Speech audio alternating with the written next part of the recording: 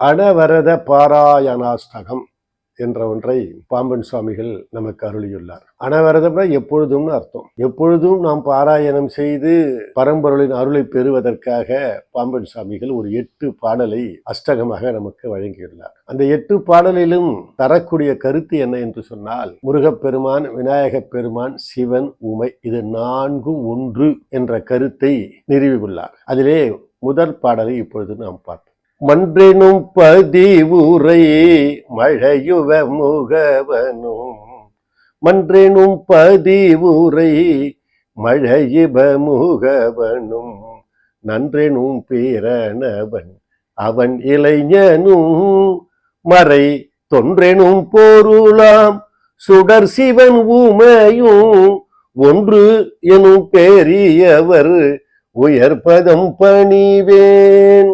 மன்று எனும் பதிவுரை மழை இப முகவனும், ஞான மன்றாக விளங்கக்கூடிய சிதம்பரத்திலே அழகிய யானை கன்றாக விளங்கக்கூடிய விநாயகப் பெருமானையும், மங்களநாதமாக பிரணவத்தின் வடிவமாக விளங்கக்கூடிய விநாயகப் பெருமானின் இளையவனாக விளங்கக்கூடிய முருகப்பெருமானையும், வேதங்கள் பழைய பொருளாக தொன்மையான வடிவங்களாக தொன்மையான தெய்வங்களாக போற்றக்கூடிய சிவனும் உமையும், அதாவது விநாயகப் பெருமான், முருகப்பெருமான், சிவன், உமை இது 4ஐயும் ஒன்று எனும் பெரியவர் உயர்பதம் பணிவே.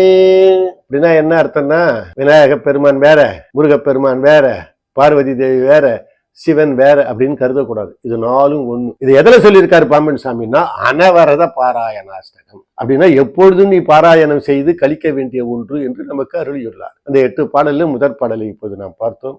எனவே அன்பர்கள், இந்த 4 மூர்த்தங்களுக்குள் பேதம் பார்க்காமல், இந்த 4 மூர்த்தங்களும் சிவமூர்த்தங்களே என்ற வகையிலே நாம் அந்த மூர்த்தங்களை வழிபட்டு அருளை பெறுவோம். நன்றி, வணக்கம், வாழ்க.